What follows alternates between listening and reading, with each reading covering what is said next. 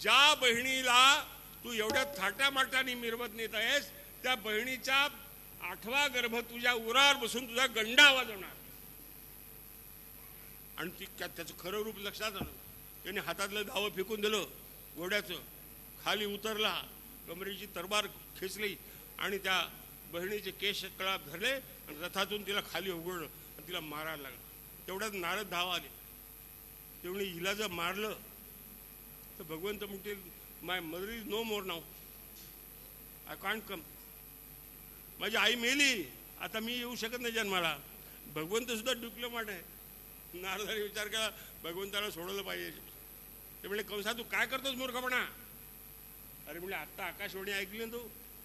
म्हणजे अरे आकाशवाणी खोट्या बातम्या देते. म्हणजे त्या काळात सुद्धा बरं का आकाशवाणीच्या बातम्या देण्याचा जो सोर्स असतो ना तो खराच असतो असं नाही.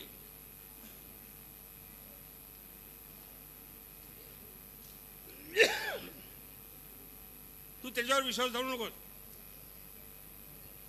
कंस म्हणला मग काय करू. अरे म्हणजे असं कर, हिच्या पोटी जन्माला येणारा 8वा गर्भ जर तुला मारणार असेल हिला मारून काय उपयोग.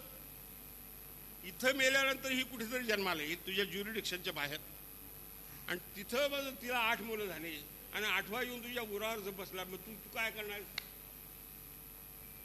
जर युक्रेनमध्ये जन्माला आला काय काही करू शकतो का तू.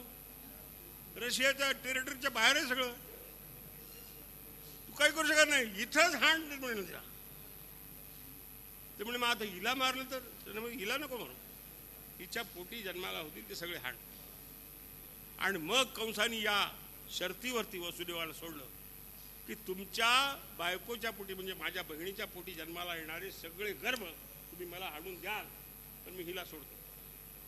वसुदेवानी शहाणपणाने विचार केला आजचं मरण उद्यावर गेलं. ते म्हणलं काही मान्य आहे. आणि वसुदेव पक्के वचनाला. ते म्हणाले कंसात तुला माहिती आहे माझा तुझा विरोध असला तरी मी कधीही असत्य बोलत नाही हे तुला माहिती आहे. कंस मांडले विरोधी पक्षात होता तरी त्याला माहिती हे कधी खोटं बोलत नाही. हा काही विरोधी पक्षात सुद्धा काही माणसं चांगले असतात. हां आणि ते एखादा गुण घेतलं म्हणजे ते फार सच्चे आहेत म्हणले. म्हणजे तरी तुम्ही त्यांना विरोध अहो त्यांना गंडा वाजवल्याशिवाय आम्हाला बसता येत नाही ना म्हणले तिथं. असं म्हणजे राजकारणात असं काही बोलतात मला काही त्याच्यातलं कळत नाही बरं. मी आपलं ऐकून तुमच्यासारख्या लोकांच्या समोर बसलं तर मला काहीतरी कळतं म्हणून मला बोलतो मी.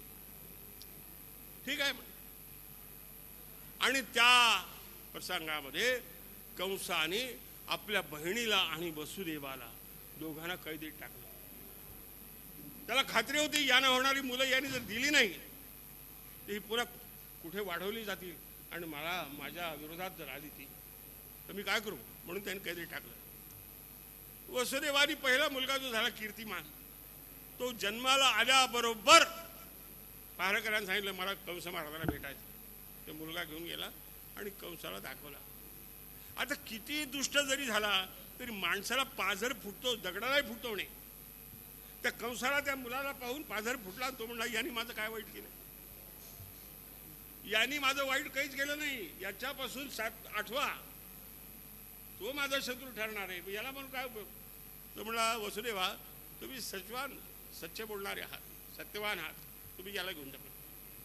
त्याला नेमके नारद भेटले रस्त्याने. म्हणजे कुठून आलास.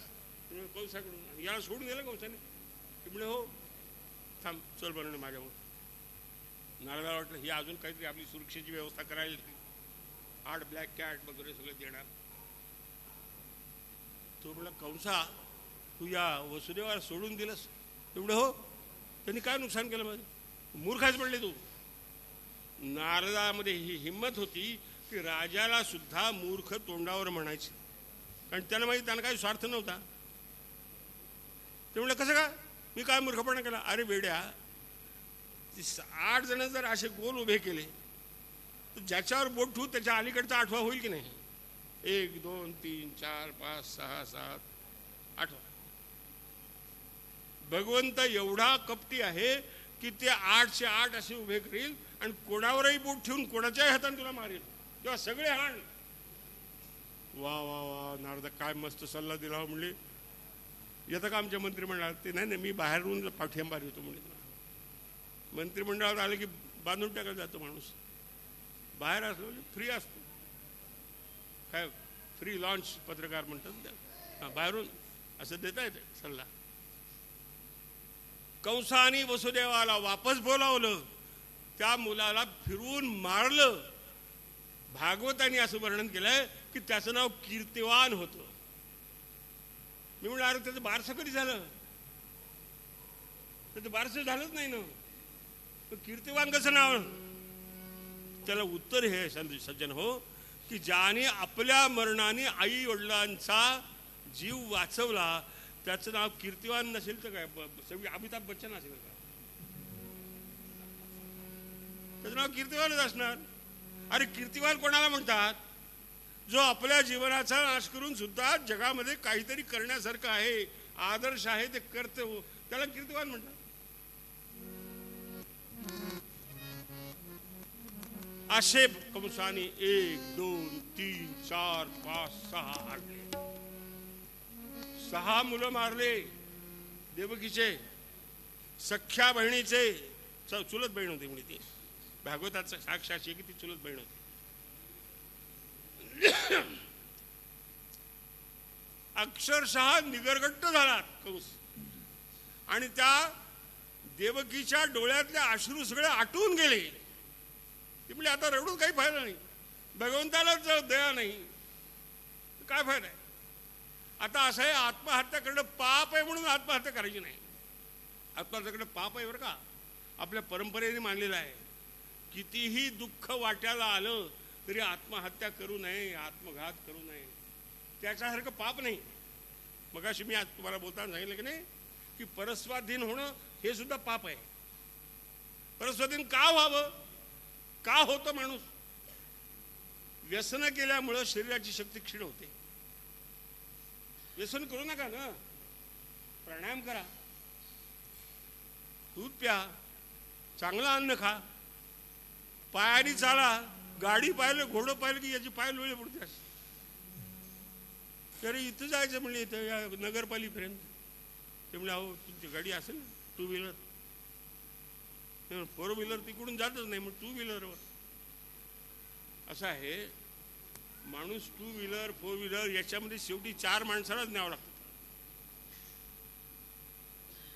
आपण जोपर्यंत आपला देह झिजवत नाही तोपर्यंत आपल्या पदरात शक्ती पडत नाही, आत्मघात होतो, आणि तेही पाप आहे सज्जनो.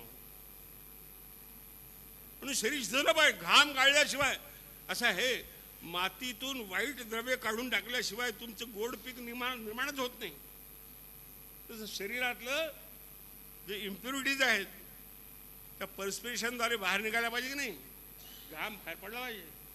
घाम नाही बाहेर पडला ना तर सगळी घाण तुमच्या त्या धरणामध्ये सगळं गाळलेलं आहे, तसं होऊन जातं. सगळी धरणं गाळीत. आता मी पाहतो, मला जसं आठवतं 1952 पासून तर मला आठवतं सगळं. आणि त्यावेळेला मी 7-8 वर्षाचा होतो. आज तक आहेत जेवढी धरणं झालेली आहेत ती सगळी, कोणती 60%, कोणती 70%, कोणी 50% असे गाळली पूर्ण. म्हणजे क्षमता कमी झाली.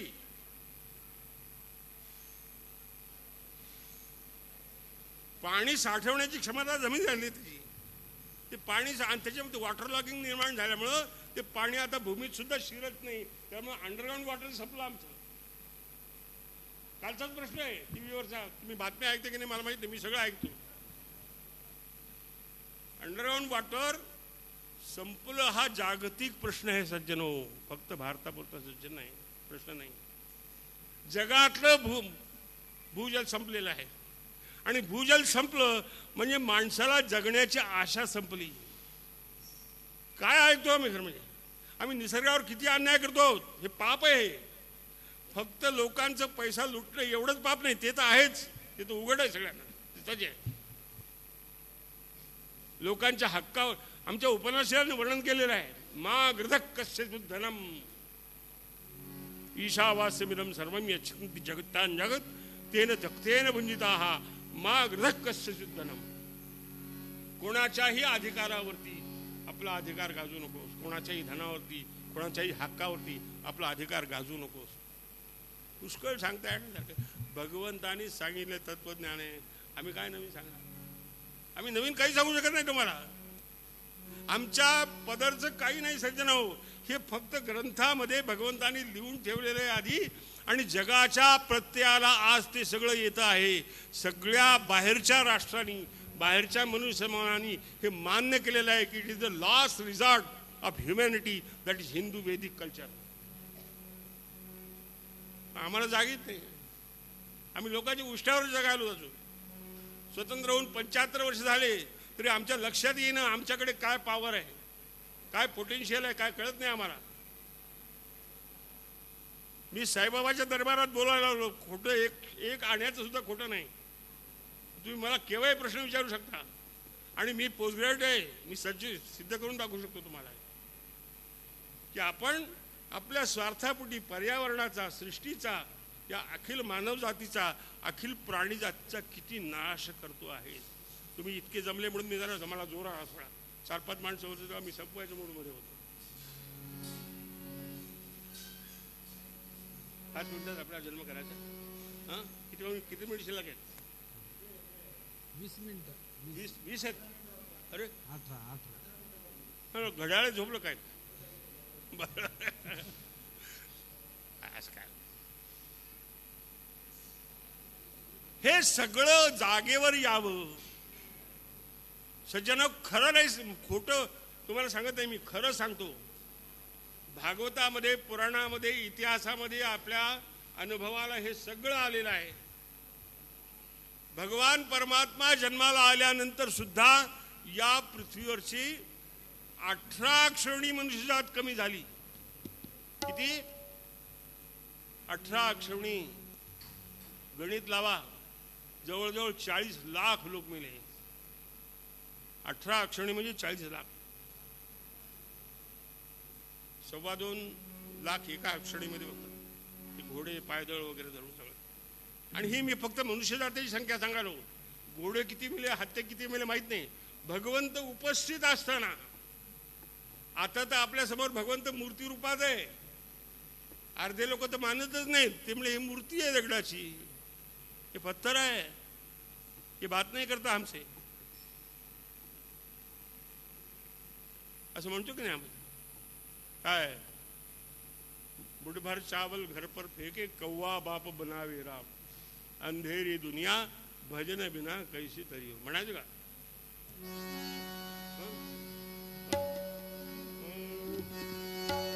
अंधेरी दुनिया भजन बिना,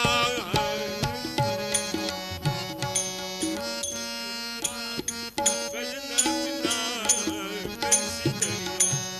अंधेरी दुनिया भजन बिना कैसी तरी हो. अंधेरी दुनिया भजन बिना कैसी तरी हो. पहाड़ फोड़ एक पत्थर मंगायो, पहाड़ फोड़ एक पत्थर मंगायो, ऐसी मूरत घड़ियो. पहाड़ फोड़ एक पत्थर मंगायो, उसकी मूरत घड़ियो. उसके छाती पर पाव देकर उसकी पूजा करियो, उसकी पूजा करियो. अंधेरी दुनिया भजन बिना कैसी तरी हो. दुनिया भजन बिना कैसी तरी हो. शेर सवा से मूंग पपड़िया देवी को चढ़वावे राम. शेर सवा से मूंग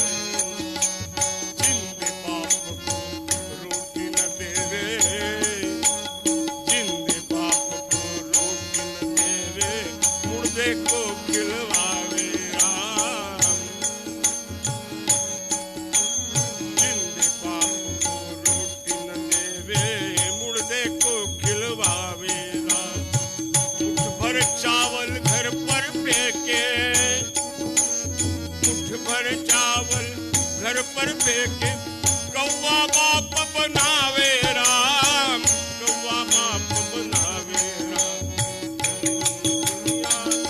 भजन बिना कैसी करियो, भजन बिना कैसी करियो। अंधेरी दुनिया, अंधेरी दुनिया, भजन बिना कैसी भजन बिना कैसी करियो। साचा साधू भूखा मरियो, झूठा लड़ लड़ खायो राम। साचा साधू भूखा मरियो, झूठा लड़ लड़ खायो राम। कहत कबीरा सुन भाई साधो, कहत कबीरा सुन भाई साधो, करनी का फल पावे राम, करनी का फल पावे राम, करनी का फल पावे राम। अंधेरी दुनिया भजन बिना कैसी करियो, अंधेरी दुनिया।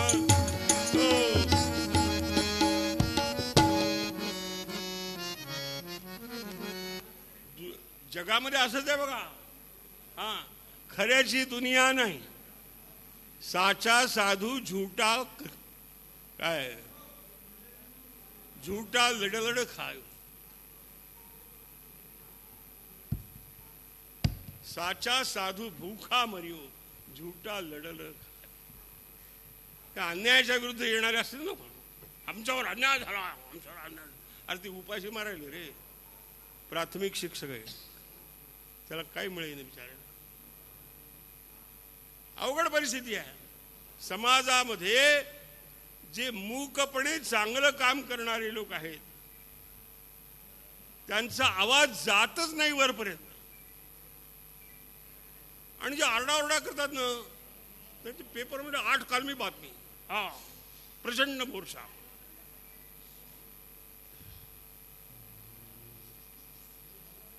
म्हणतात ना, बोलणाऱ्याची दुनिया आहे. हा, न बोलणाऱ्याची हिरे मोती सुद्धा विकले जात नाहीत, बोलणाऱ्याचे चणे सुद्धा विकले जातात.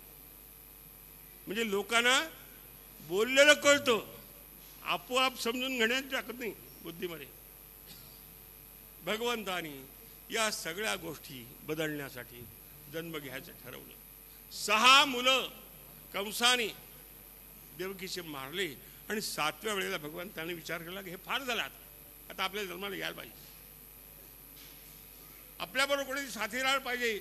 म्हणून शेषाला भगवंताने बोलावलं आणि शेषाला सांगितलं, शेषा अवतार घ्यायचा आहे. ते म्हणजे कशाला, मागच्या वेळेला तुमच्याबरोबर आलो, उपाशी मेलो मी, तुमचं माझं लग्न बरोबर झालं एका मांडवात. तुम्हाला जानकी मिळाली, मला उर्मिला मिळाली.